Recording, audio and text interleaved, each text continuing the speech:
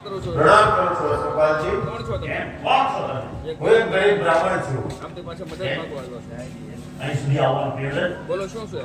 હું આપની પાસે મદદ માંગવા આવ્યો છું. બોલો શું છે? બોલ, શું છે? એક સમય એવું હું એક દિના સમયે રાજકવિ હતો, પણ કોઈ કારણોસર મહારાજ મારા પર ગુસ્સે થયા અને મારા ઘરમાં રાજકી લીધા.